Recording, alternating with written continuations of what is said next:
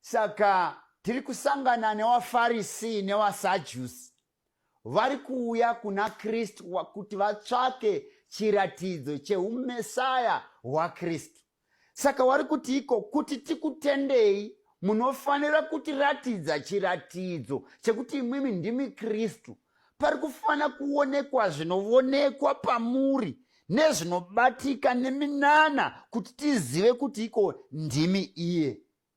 Saka Kristu mukupindira kwake, ndiwo varume ava vari kuuya kuna Kristu ndiwo vanonzi vaSadhusi pamwe chete nevaFarisi. VaSadhusi ndo varume vakanga vasingatendi mukumuka, vakanga vasingatendi rumuko, vakanga vasingatendi nyaya yemweya, vakanga vasingatendi mufuture yechiKristu.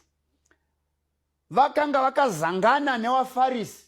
VaFarisi vakanga vari vatungamiriri vesangano, varume vaiziva magwaro, varume vaigona kududzira bhuku dzaMozisi, varume vakanga vakatakura nekuzara nematraditions echiJudha mavari, vachidzivisa nzira dzechiKristu. Saka vanouya pamwe chete kuna Kristu, vomubvunza vachikumbira chiratidzo kwaari.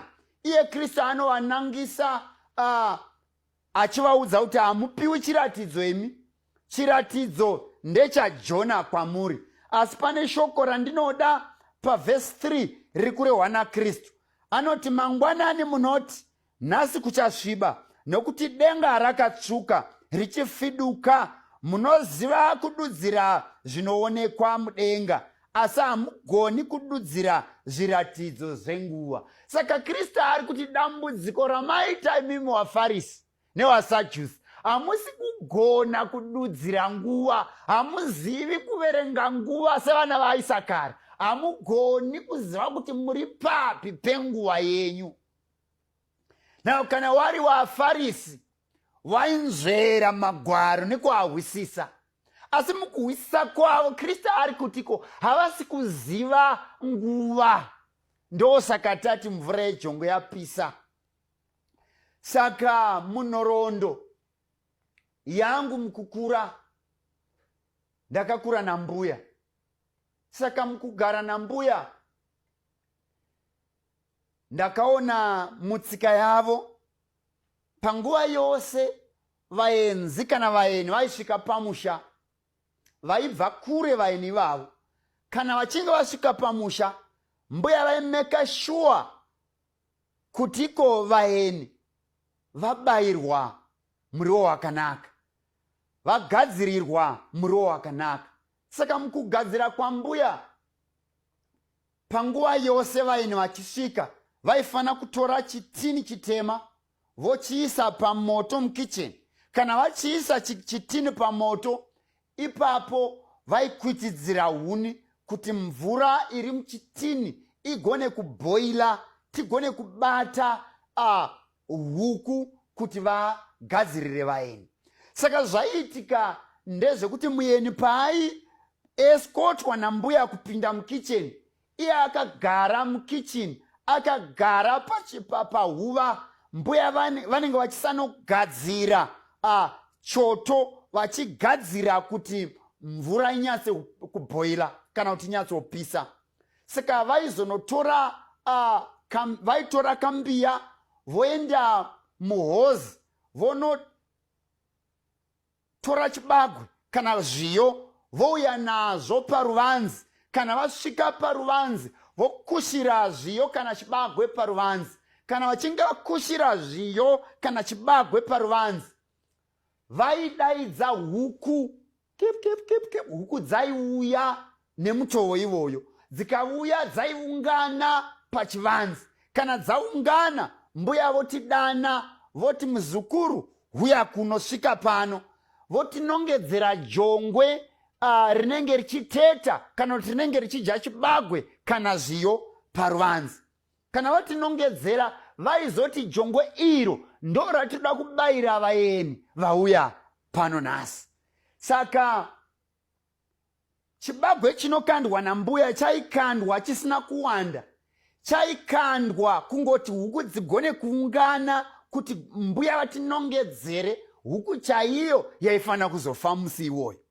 Saka ukacherechedza ziri huku dzekumusha dzinenge dzine ka black kari muziso munomu kanenge ka eyeliner, dzinenge dzakazara nhata dzinenge dziri pose pose mumaziso. Saka mbuya vatinongedzera huku iyoyo taizotanga kuidzingirira kuti tiibate, kuti tiicheke, kuti igove usavi hwezuva iroro. Saka huku dzekumusha dzakasiyana nedzekumaguta. Huku dzekumusha kana kuri kumhanya dzinomhanya zvausati wakamboona.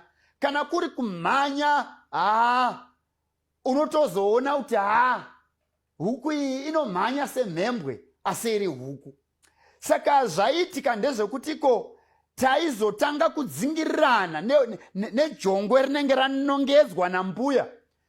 Pakudzingirirana kekutanga taitenderera kitchen yambuya. Kana tatenderera kitchen yambuya, huku inenge ichingofunga kuti ndezvekungodzingwa kuti tibve pachivanze. Asi instead iri serious, musi wacho techiziva kuti tinoda kuseva. Saka huku painopota, jongwe parinopota pakitchen kekutanga tinenge tiri kumashure kwayo. Yopota rwechipiri tiri shure kwayo. Yopota rwechitatu inyatsoona kuti mawiri ari kuita vakomana vari kuuya zvemazviro kwazvo. Huku yaizobva yakananga mumunda, vakomana vachidzingirirana nehuku mumunda. Yobuda mumunda yopinda mugadheni, vakomana vakati sona nayo. Nembwa dzepamusha dzinoziva language, dzinoziva coordination, dzinoziva kuti kadzingirirwo kari kuitwa huku iyi pane zvazvinoreva. Saka zvaiitika ndezvekuti taidzingirira huku iya, toidzingirira. Jongwe rekumusha rinenge rine zvimbi zvakadai kukura, zvakadaro zvekutiko jongwe iro rasiri nyore kubata, rarisina kumbopusa kuribata, raimanya zvokuti chero mega manyatsoona kuti panapa tamhanya. Jongwe richimhanya spidi isina kujairika, tichitevera painopinda pasi pehose tinayo, ikabuda tinayo, ikapota paseri tinayo, ikakwira muti tinayo, tichiedza kudzingirirana nejongwe. Saka zvaizoitika ndezvekutiko insurance yacho sevanhu vaida kuseva yanga yakati kurei pakudzingirira. Saka taigozoramba takadzingirira kusvika jongo raizoneta nekudzingirirwa nevakomana. Kana raneta raizonopfekera musoro chero muswa. Kana rapfekera musoro muswa, vakomana vobata. Jongwe rotanga kuchema kwiyo, vakomana vabata jongwe. Saka jongwe paraimanya, jongwe paraitiza vakomana,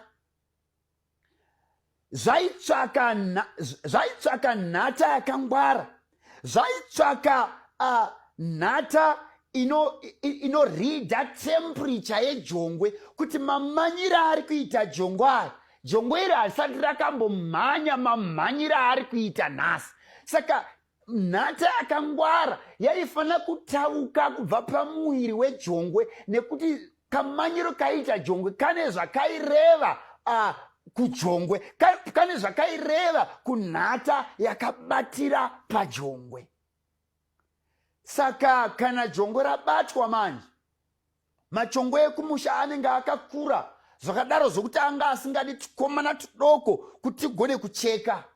Taitozodaidza vakomana vepanext vouya votichekera jongwe. Kana vatichekera jongwe, nhata dzakapusa dzaisara dzakanamira mumaziso ejongwe dzaizononzi bvo muchitini chaive nemvura inobhoila.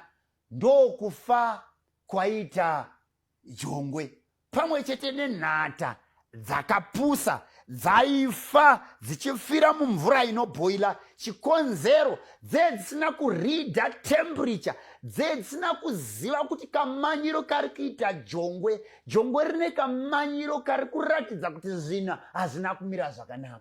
Regai nditi kwamuri vana vaMwari, nhasi nyika ino ine kamwe kamanyiro kairi kuita kari kuratidza kuti nyika iyi yakusvika kwamvura yaicheka makumbo. Nhasi nyika iyi zvivonivoni nemasainzi ose ari kutibuditsira pachena nekutipangidzira pachena kuti Jesu wapedyo nekudzoka. Saka vaFarisi pavari kukumbira chiratidzo, Jesu ari kuti zviratidzo zviripo wani pamararamiro amunoita zuva nezuva renyu. Zviratidzo zviripo. Zvinotsvaka vanhu vari kunyatsoverenga nguva kuti vaone kuti nyika ino mafambiro ayo nemamanyiro ayo iri kushura rufu. Zvinotsvaka vanhu vanonangisa meso avo parugwaro rwaMwari. Zvinotsvaka vanhu vanodzidza shoko raMwari kuti vazive nekunzwisisa kuti nguva yatiri kurarama Kristu apedyo nekuuya. Mukatarisa pazvivonevoni zviri kutaurwa naKristu panyaya imwe chete muna Matthew chapter 24, Kristu ari kutaurawo pamusoro pekuparadzwa kweJerusarema. Tikaverenga munhoroondo, hakuna vanhu vakaita give heed kuyambiro yaKristu vakaparara pakaparadzwa Jerusarema, nokuti vose vakaona zvivonivoni zvaitaurwa naKristu vakaziva kuti yanguva yekuti tibude muJerusarema. Hakuna vanhu vakateerera shoko rekuparadzwa kweJerusarema vakarambira vari muguta vakaparadzwa. Vanhu vose vakabuda, vanhu vose vaitya Mwari nekuteerera shoko raKristu vakabuda padestruction of Jerusalem, vakaponeswa panguva yakanga yakaipa. Saka regai ndikuudzei vana vaMwari kuti iko zvino mvura yejongwe yapisa, iko zvino zvivonivoni zviri kupangidza pachena kuti nyika kwairi kuenda kana ari mapfekero avanhu ashata nguva dzose. Vanhu vakubhandeja mwiri yavo zvichiratidza pachena kuti Kristu wapedyo nekuuya. Kana iri technology is so advanced to such an extent zvekuti ko munhu ari kuona nekunanganidza anotenderana neni kuti nyika ino pane kwairi kumanyira, speed iri kufamba nenyika ino iri kupangidza pachena kuti Kristu wapedyo nekudzoka.